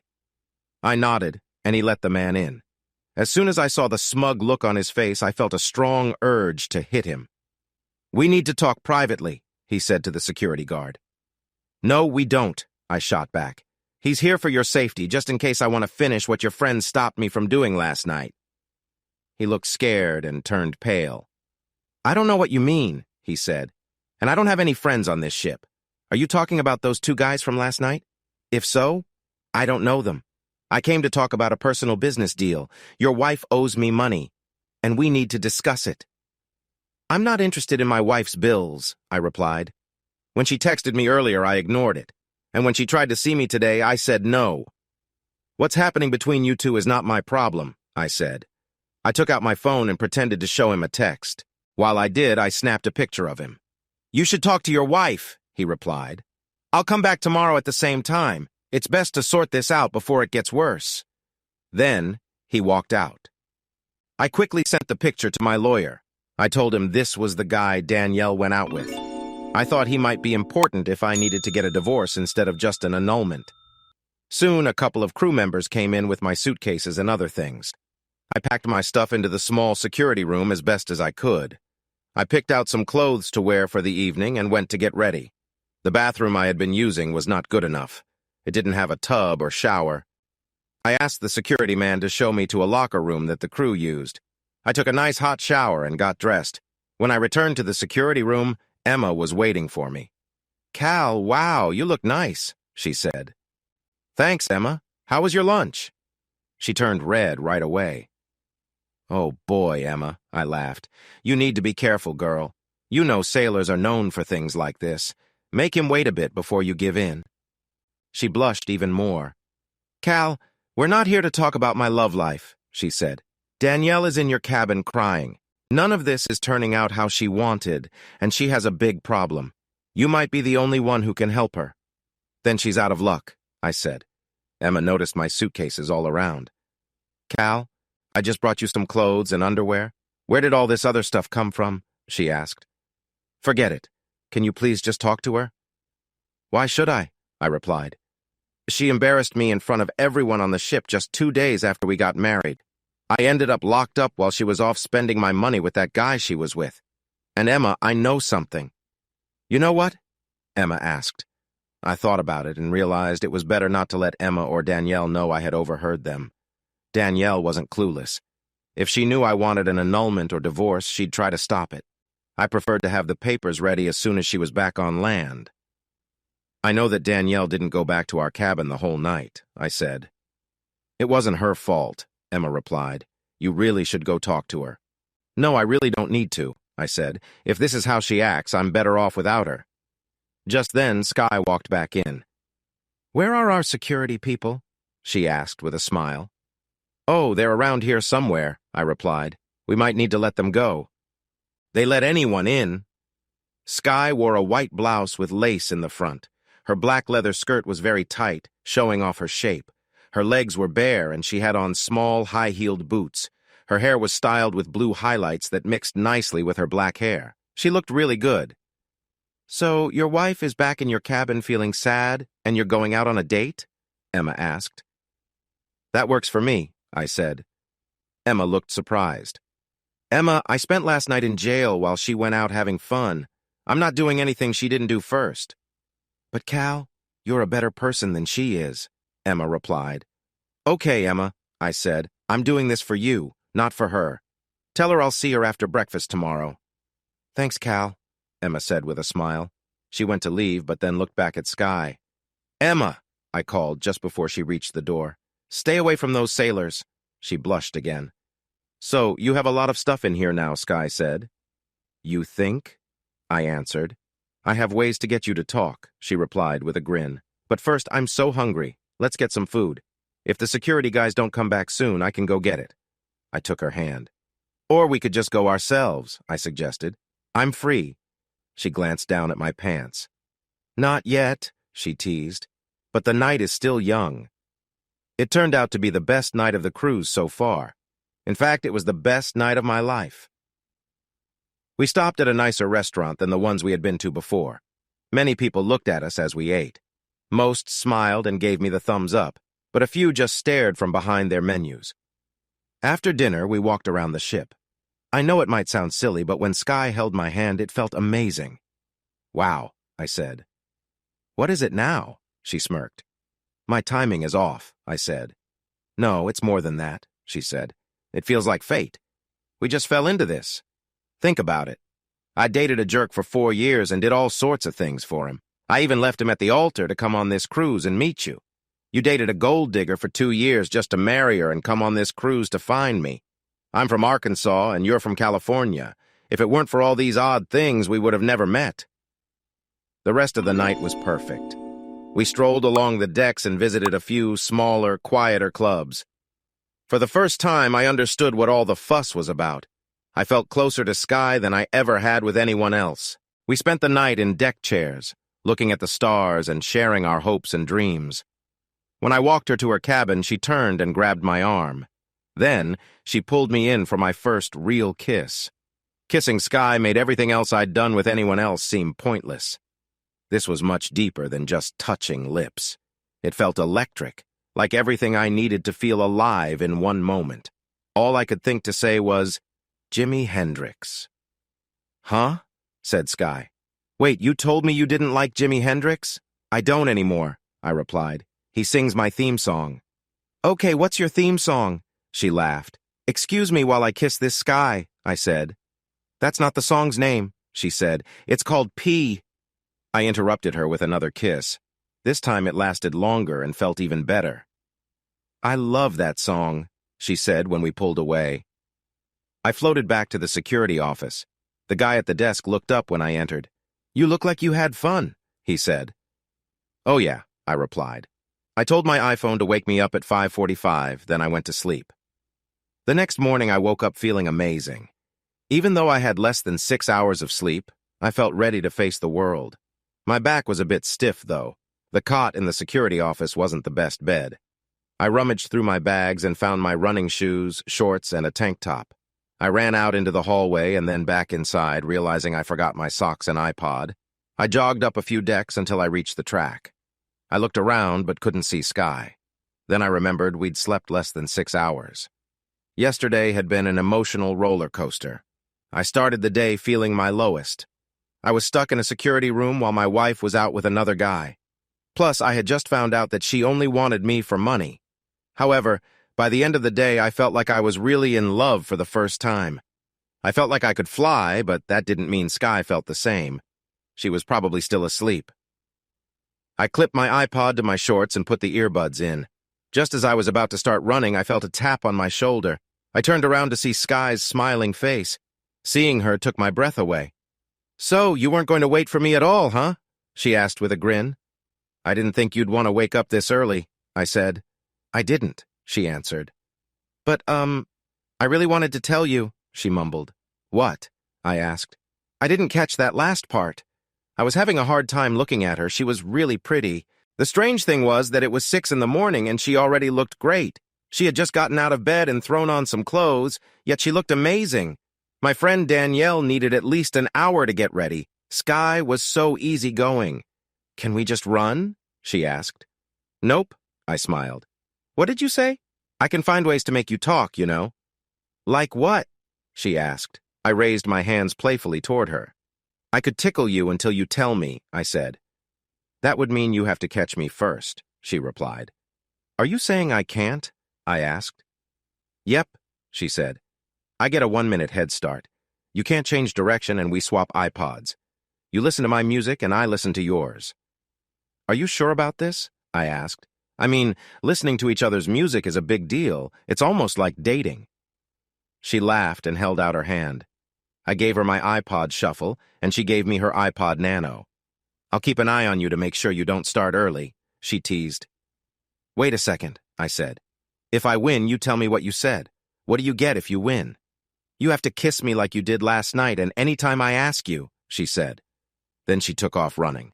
As I watched her run, I thought about losing on purpose. After about a minute, I started running after her. I figured I could just sprint around the track and catch up, but when I got close, she sped up too. I wasn't a sprinter, and I was getting tired faster than I was catching her. I slowed down, and she did too. I thought I saw her smile as she ran. I began to close the gap. Every time I got closer, she picked up her pace again. After about 4 laps, I was only about 20 feet behind her, but every time I tried to sprint, she did the same. We seemed to be evenly matched. Another lap, and I was only 10 feet behind her. I checked my watch. We had done about 6 laps, and it took us almost 7 minutes, so I knew we had run close to a mile. That meant this track was a bit smaller than a regular high school track. I usually ran about 5 miles a day, but we were both full of energy. Sky seemed to be slowing down a little. I think the fast runs we did earlier had worn her out. I was so busy thinking and trying to figure out how long it would take to catch her that I ran right into her. She had just stopped running. I bumped into her and we both fell down together in a mix of arms and legs. "Sorry," I said as I rolled off her. She just smiled at me. We both lay on the soft surface as the sun came up. "Kiss me," she said. Without thinking, I did. The feeling between us was strong again, like magnets pulling together. Sky's lips tasted sweet like strawberries and peaches. She pulled me in closer. "I really think we would have stayed like that if a big guy hadn't come jogging by. How many laps do I need to do to get a kiss like that?" he joked. "Does she kiss everyone who knocks her down?" Then he walked away but turned to look back at us. Sky?" I said. "Yes," she replied, still out of breath. "I almost caught you. If you hadn't stopped, I would have," I said. "Yep, you were close," she said. "But it took you a mile to do it. What was I supposed to do, wait all day for you?" "But," I began. "But you lost," she smiled. "Just accept it. Kiss me." I didn't care about winning anymore. I did exactly what she wanted. "Remember," she said, "you have to kiss me whenever I ask." "All you have to do is ask," I said. "But you should be careful where you do it. Some people think I should be in trouble, and everyone here knows I'm still married to Danielle." "For the first time ever, I don't care what anyone thinks," she said. "Am I going to have to tickle you to get you to talk?" I asked. "What?" she said, confused. "You were supposed to tell me what you said earlier," I reminded her. "I asked why you woke up so early to run, and you mumbled something. Did you call me a name?" "I said I really wanted to see you," she said. "I woke up early just to be here. When my alarm rang, I felt tired but excited, too. I went to bed thinking about our kiss last night. I had to know if it was real or just a fleeting moment. 'Kiss me,' I said. She kissed me, but then started laughing. 'You can't do that,' she laughed. 'I'm in charge of kissing here. I'm the winner. I get to decide.' 'Okay, I'm sorry,' I said. 'Kiss me,' she said again. We took separate showers and met a few minutes later for breakfast. Instead of a quick bite like before or a snack brought to me at the security room, this was a nice, long breakfast. The ship was going to dock at another small island soon. This would be the second island we would visit, but we missed yesterday's stop. We decided to get off the ship, explore some shops, and relax on the beach. Sky was sharing bites of her toast with me when Emma came over to our table. "Good morning, Cal," she said. Hi," she added to Sky. "Good morning, Emma," I replied. I think I was a bit too excited when I greeted Emma because she looked surprised. "Cal, you didn't forget that you promised to talk to Danielle this morning, did you?" she asked. Before I could reply, one of the ship's officers approached me. "Mr. Storm, the captain would like to speak with you as soon as possible," he said. "Should I come now?" I asked. "No, sir," he replied. "Finish your breakfast first. Any time this morning should be fine." As the officer walked away, I started to wonder what was happening. "I guess I should go see him," I said. "I'm still under, ship arrest. I need to find out if I can go ashore." Emma pressed her lips together. "If I can't go ashore, I still want you to go," I told Sky. "Emma, have you been ashore yet?" "Tim has to work," Emma replied. You two seem to be moving pretty fast, I joked. We're not the only ones, she said with a smirk. Cal, when will you see Danielle? Come on, Emma, I said. I haven't had a chance to do anything fun since I got on this boat until yesterday. For most of that time, I was stuck in a security room. Yes, I'll go see Danielle. I promised I would do it for you. I owe you one. I'll see her right after I talk to the captain, but don't expect too much. As I got up to leave, I told Skye I'd be back in a few minutes. She told me to take my time. I walked up to the captain's office, and while I was walking, the ship's loud horn blew. It startled me so much that I almost lost my balance. I had heard it the day before, but I was deep down in the security room then, and it wasn't nearly as loud. Out on the deck, it was almost deafening. Looking around, I noticed we had pulled in near a small island. The ship was too big to dock, so passengers would need to take small ferries to go ashore. For the first time in a couple of days, I remembered I was on a ship. With everything else happening, I had almost forgotten. I knocked on the captain's office door, and it opened right away. The captain and one of his officers greeted me as I walked in. Mr. Storm, I want to apologize, said the captain. This has all been one big misunderstanding. Captain, I'm fine. I understand why everything happened. You did what was necessary for the passengers and your staff, I said. He looked at me oddly. Then why are you suing both me and the company? He asked. I started laughing. My lawyer is a bit aggressive, I said. You think it's funny, he said. Look at this. We're being sued for everything, including unlawful imprisonment. Did you know that most of the time you were there, the door wasn't even locked? Captain, I'll take care of it right away, I said. There's something else, he said. The men you fought will go to jail as soon as they heal from their injuries. They are part of a group that has been attacking people on cruise ships for about a year. They have hurt a number of passengers and have also stolen some things. There are whispers about them blackmailing passengers and asking for money, but we don't know much about that. What about the other guy? I asked. What other guy? The captain answered. The first two guys were trying to keep me away from the guy who was bothering my wife, I explained. If you check the security video, you can see him. The guy who was grinning while he grabbed your wife's backside? One of the officers asked. I nodded. We haven't seen him since the incident, said the captain. Do you think he's involved? He came to see me yesterday, I said. He talked about a business deal we needed to sort out. I think he plans to come back and talk to me after I speak with Danielle. I'll have someone bring him here, the captain replied. Oh, can I go ashore now? I asked. Yes, said the captain. All charges against you are dropped, but I would appreciate it if you could tell your lawyer to stand down. A few minutes later, I was on a lower deck in front of the cabin I shared with Danielle. I knocked on the door. After a moment, Emma opened it. I walked into the room. You don't have to knock, Cal, Emma said. This is your cabin, too. Cal, I'm so sorry, Danielle said when she saw me. I never meant for things to go this way. It just kept getting worse, and now I'm really in trouble. So how does that affect me? I asked. I've been stuck away for most of the cruise. I'm not in trouble anymore. But we're married, she replied.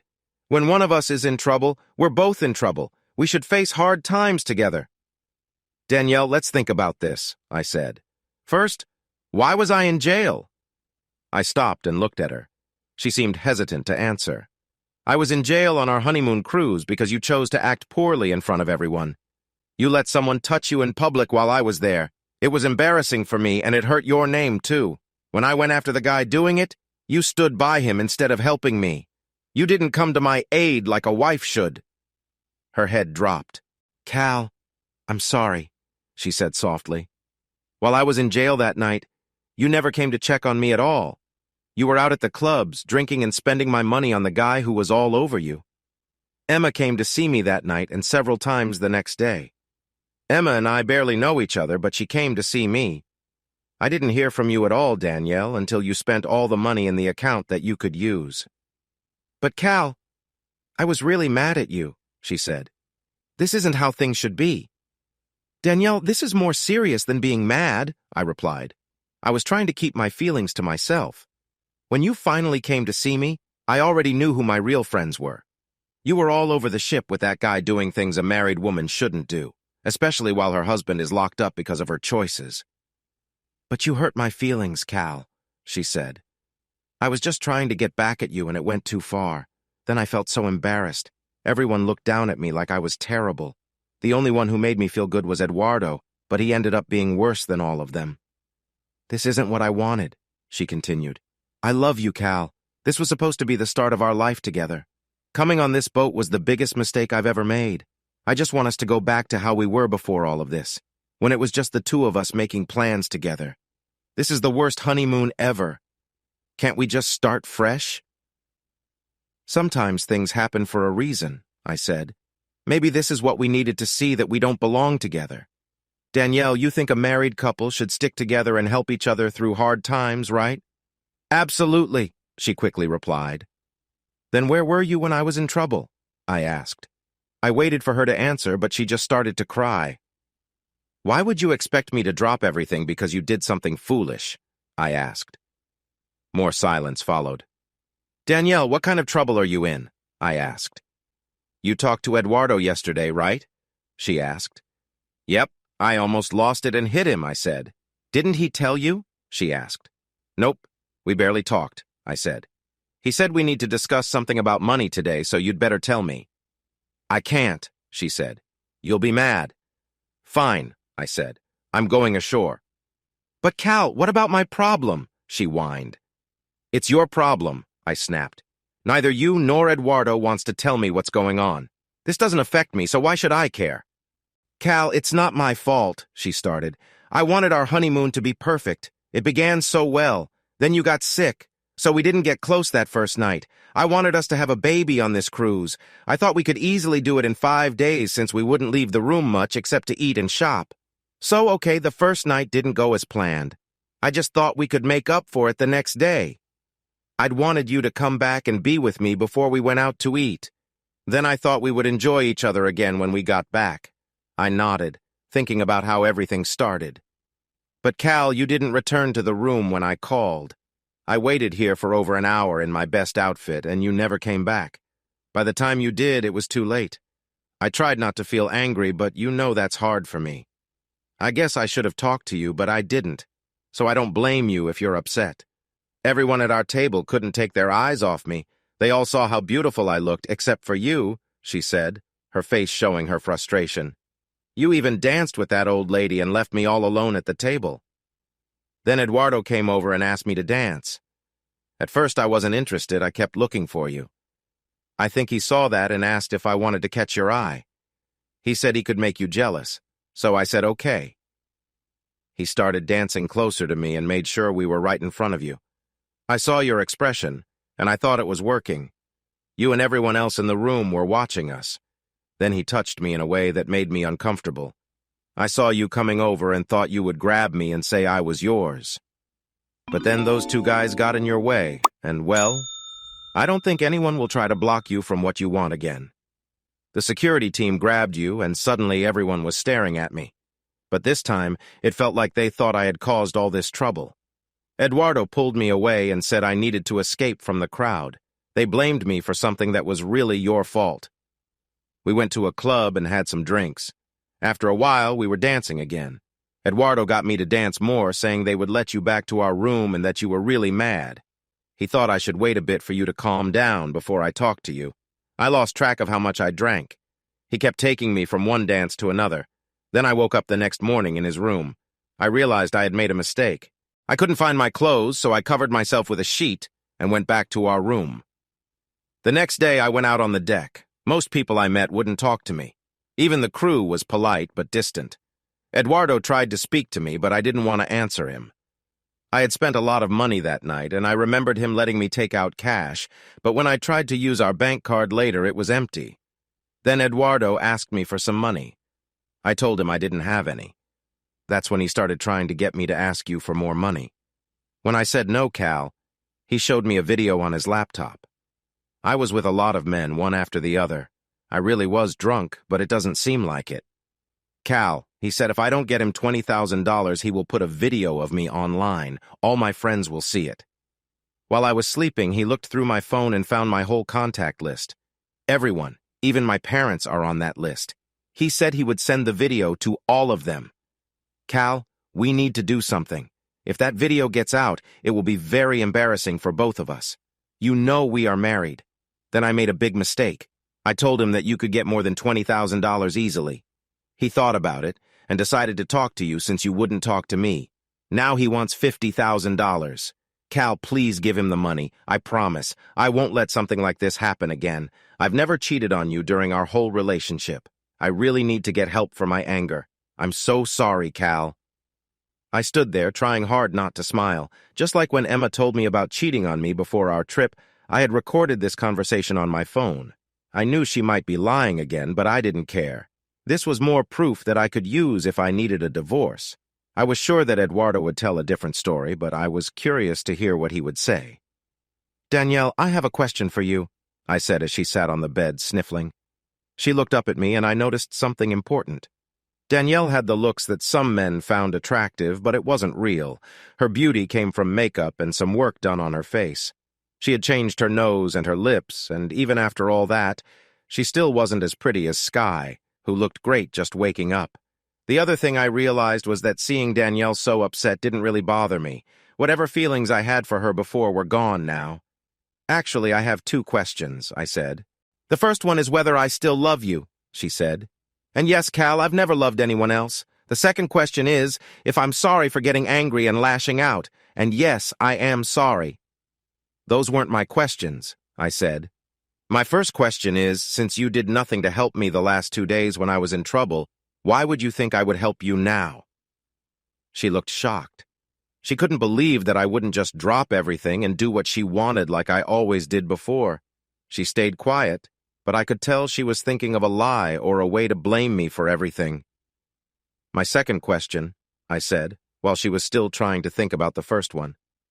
My second question is whether we should even be married. Since we got on this ship, you've been with I don't know how many men, and none of them were me. This happened less than 2 days after we got married. Why would I want to spend my life with someone like that? But Cal, we can get through this. I know we can. And we can be together right now. Those guys meant nothing to me. I don't even recall who they are, she complained. So now you want me to risk getting sick just to make you feel better? I asked. I don't think so. Who knows what you might be carrying right now? I need to think about all this. Maybe I'll see you later. As I left the cabin, I heard Danielle asking where I was going. Emma was waiting for me outside. Cal, where are you going? Emma asked. She knows she messed up. Can't you give her a break? She's really sorry. She sees what she might lose. That's why she's upset. She loves you just like she always has. Wow, Emma, I said. You really said that well. What do you mean? She asked. I mean, you supported your friend while still being honest with me. We both know how Danielle really feels, don't we? Emma looked down at her feet.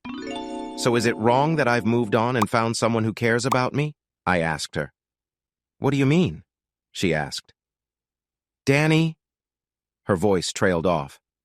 See you later, Emma, I said. I went back to the security room to change my clothes.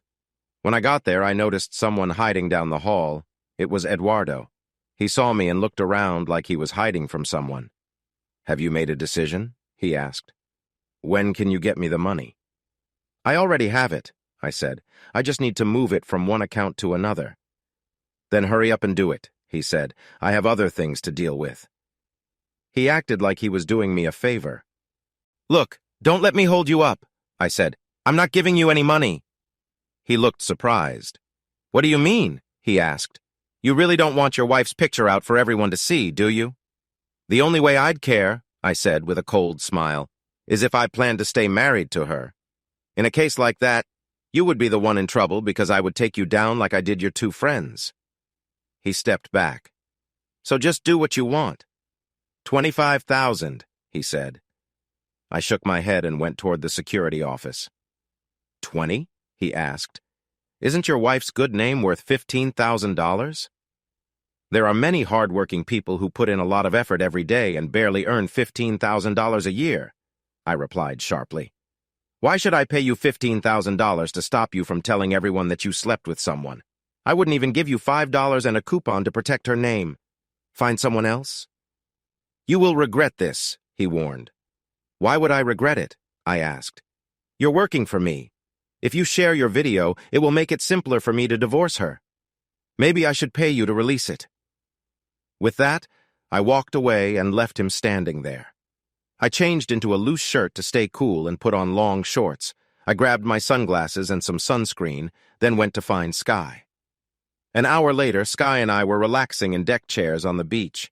We could see the ship anchored far out in the ocean, but we were enjoying the sun and our time together. We sipped fruity drinks with a surprising amount of alcohol and laughed at the funny things crabs and tourists did. One man stood out. What makes a 50-year-old accountant from Boise, with a beer belly and no skills, think he can surf or parasail just because a 20-year-old thin local says it's easy? Luckily, no one got hurt during the afternoon's fun. Later, we walked along the waterfront hand in hand, doing a little shopping and picking up some souvenirs. When we returned to the ship after a very relaxing day, we found the place in chaos. As soon as we boarded, one of the security staff pulled me aside. I immediately thought that the captain hadn't informed them that I was allowed to move around freely.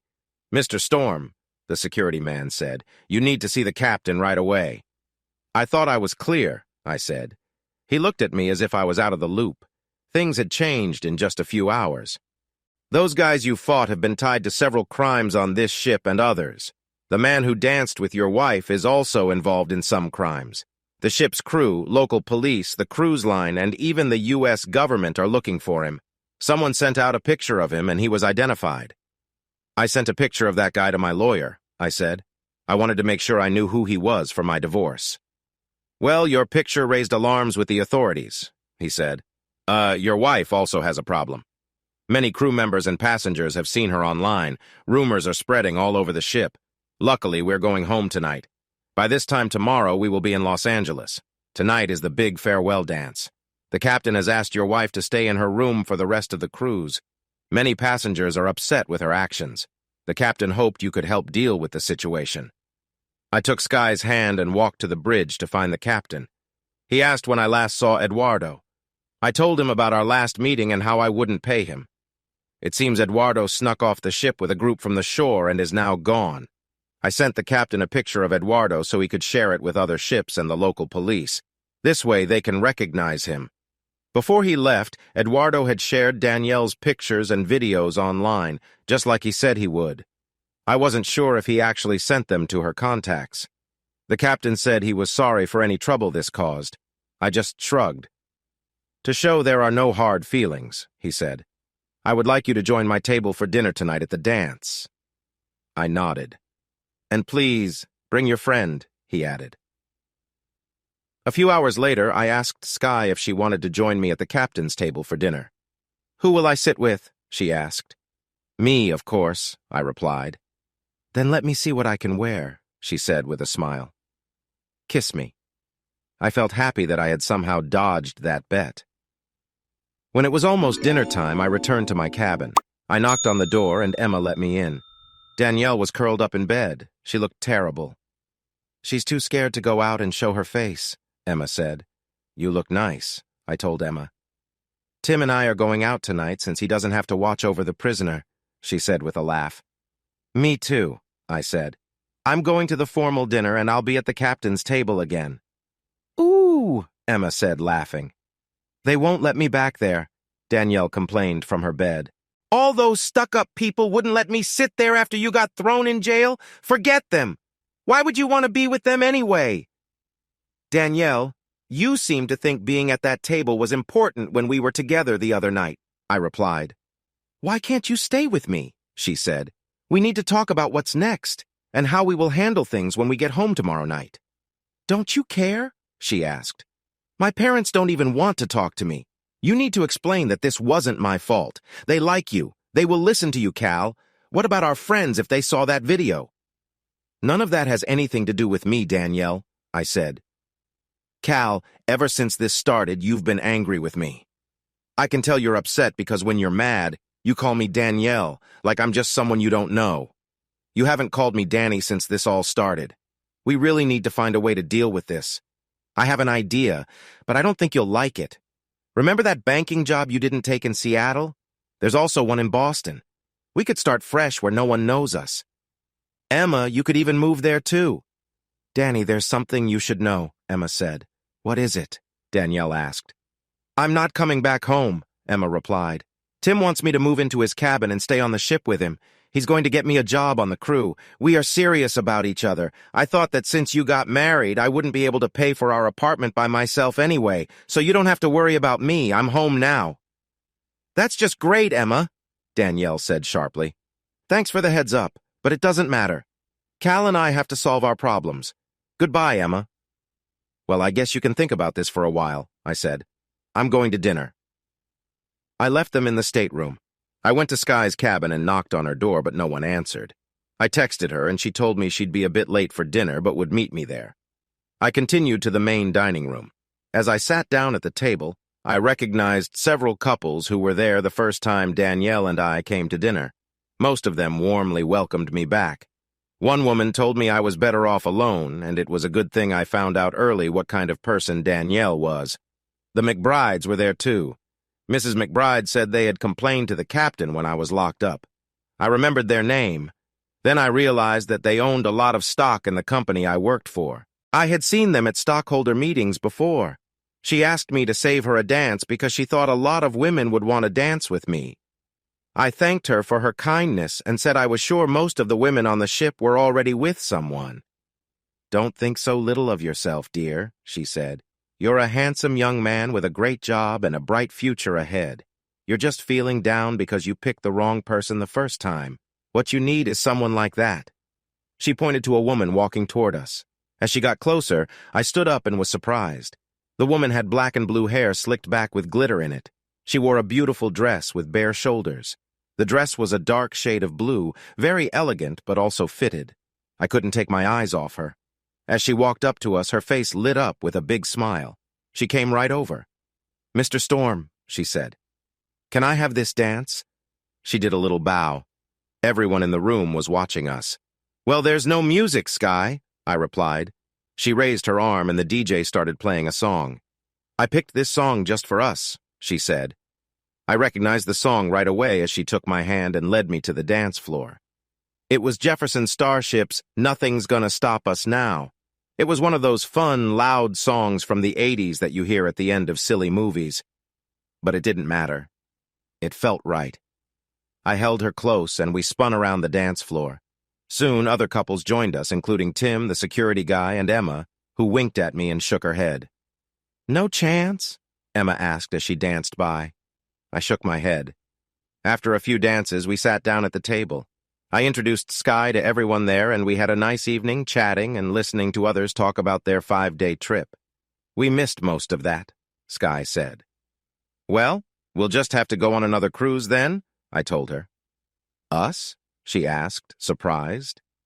I looked at her with a grin. "Of course, us," I said. "Do you think I just let anyone kiss me?" She smiled and gazed at me. Between dinner and dessert, the captain pulled me aside and told me that Eduardo was still on the run. The local police could not find him anywhere in town. They were sure he couldn't escape the island. After dinner, Sky and I strolled outside to look at the stars and enjoy the night. Near the back of the ship, we could hear music from one of the clubs. I wrapped my arms around Sky and we began dancing to that music. "So what happens now?" she asked. "Well, usually this would be the moment where I'd dip you," I said. "But not many people do that anymore." "I meant with us, you jerk," she replied. "What happens with us?" Just as I was about to share what I had in mind, someone interrupted us. "What happens, you home-wrecking tramp, is that my husband comes back to our cabin with me so we can sort this whole mess out." It was Danielle, and she looked really angry. "I see what's been happening," she snapped. "I'm the one who's hurt, and you take that as a reason to cheat on me. Cal, I expected better from you. Is this your idea of fairness? I was with other people, so you get to do it too? Is that how we're going to handle our marriage?" I just gave her a small smile. "Danielle, I don't think we're going to be married for much longer," I said. She looked at me like I had slapped her. She walked toward us. "What are you talking about, Cal?" she yelled. "When I talked to Emma, she told me that you had found someone else. After what happened with me, which wasn't my fault, I thought it might be okay for you to have a brief fling as a way to ease the pain of our situation. But I never agreed to end our marriage. I get that having some fun on the side might seem appealing, but there is no way I'm letting you go. You and I are different, and you would have to be out of your mind to choose someone else over me. She couldn't even compare to what we have. Danielle, that's your problem, I said gently. You only see things the way you want to. Sky has advantages that you don't see. I'm not someone who wants to be with someone needing extra fun elsewhere. If I'm not enough for you, then maybe we shouldn't be together. Let's be real. You don't love me, and I don't love you. What do you mean I don't love you? She asked. I raised my finger for quiet and took my phone from my pocket. I hit the speaker button. Emma, why are you looking at me like that? Danielle's voice came from the phone. It's not my fault. I've dated so many guys who just wanted to take from me that I thought it was my turn to get something too. Danielle's eyes opened wide. Where did you... That's probably why you haven't stopped seeing other guys, said Emma's recorded voice. What I do when you're not around isn't your business, said Danni. But I... started the real Danielle, now realizing she was in trouble. Well, okay, Emma, said Danny's voice. After I'm done with him, I'll try to set it up so you can have him. I just want to live my life and have fun. I don't want to work so hard to get what I want. I'm tired of having to please old guys for a raise. I saw my chance, and I'm taking it. Cal, I was just joking, said Danielle. I was just having some fun with Emma. It didn't mean anything. I love you. You know that. I took Sky's arm, and we walked away. So what's next? I asked her. Well, I have a big condo in California, I said. It's too big for just me. I'd love it if someone moved in with me. I'm not in a rush to go back home to Arkansas, she said. I guess I could think about it, if the deal sounds good enough. You could go back to school and figure out what you want to do, I suggested. That sounds nice, said Sky. But how would I pay for it? You've taken care of your lazy boyfriend for years, I replied. I'll take care of you for a while. That does sound nice, she said. What about the car? What car? I asked. The lazy guy's Charger. I'm sure he's got some woman to fix it by now. We'll take a road trip, I said. We'll drive through your old town and I'll race his car and beat him. My Mustang will win for sure. Okay, she said, looking serious. You're not going to make me do something I don't want to, right? Of course not, I said. I was just thinking that her kisses would be nice, at least for a while. Well, if that's the case, I'm not coming then, she said. Why would I want to live with a man I wasn't close to? Oh, fine, if we have to, I said, being a bit sarcastic. I'll do it, but only for you, and only because I love you, Sky. Yep, I actually said it first this time. I really felt it, and I knew it was true. I finally understood what love meant. I love you too, she said. I have ever since the first time we ran together. I just stopped running so you would bump into me and we could meet. I knew there was something special about you. She smiled at me. But Cal, we can't do anything until you start your divorce, she said. And I really want to, a lot. It's been a while. So tomorrow night then, I said. She looked at me with curiosity. My lawyer thinks it's very likely that the annulment will go through, I said. I sent him a copy of that tape I played. I also got a copy of her video. The judge will probably decide by tomorrow evening. Danielle will be served with the notice of the annulment as soon as she steps off the boat tomorrow. The next afternoon, Sky and I got off the ship and took our bags to the parking structure. We were among the first to leave. Sky and I both had just 2 suitcases. Her bags fit easily in my Mustang's trunk, while mine were on the back seat. From the parking structure, we saw Emma hug Danielle goodbye. Danielle walked down the ramp pulling a suitcase while 2 crewmen carried her other bags. When she reached the street level, a girl was waiting for her. She looked like a college student and seemed bored, even chewing gum. Danielle looked at her and nodded. The girl handed her a folder full of papers. As Sky and I drove away, I glanced in the rearview mirror and saw Danielle sitting on her suitcase, crying. Emma rushed over to comfort her. A few days later, just as Sky and I were about to hit the road, I got a call from Danielle. She was back with her parents and felt very unhappy. She begged me to drop the annulment and give her one more chance. I was laughing so much that I dropped my phone. Sky and I went to Benton, Arkansas, where I met her parents. We drove around until we saw an orange Dodge Charger that looked like the General Lee. It had broken lights, scratched paint, and a really bad smell, but it seemed to be working. The man driving it looked like he hadn't shaved in days and seemed a bit off. Around him, a group of guys were shouting about a race. He didn't notice Sky in the car next to me. We stopped at a traffic light. When the light turned green, we both took off fast. It didn't really feel like a race. I got to the next light ahead of him by a good distance. "Nice car," he said. "Hey, Bubba," Sky grinned. "See ya.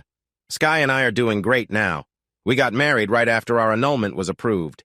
Danielle tried to stop it. She told the judge that we had been intimate already, so our marriage was real. I had to remind her that we hadn't done anything after we got married. The judge also had my proof and the video. The judge gave us the annulment. He told Danielle that the recorded talk would have convinced him, especially since Emma signed a statement saying it was real.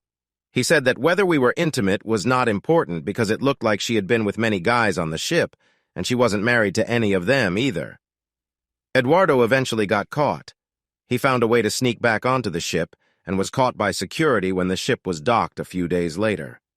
He ran away from them while on a lower deck and tried to jump off the side to escape, but he jumped from the side closest to the dock. He fell over 50 feet and hit the concrete below. He hasn't been the same since. For those who worry about Danielle, don't be too concerned. She became famous later. Her internet video went viral and she started a new career. She makes movies aimed at older men. In most of her movies, she is with older guys in their 50s and 60s. As many writers say, life goes on. Hey, audience! If you like this video and want to keep up with more thrilling stories, make sure to subscribe to Prince Cheating Tales and hit the notification bell. You don't want to miss out on our upcoming adventures. Thanks for watching, and we'll see you in the next wonderful story.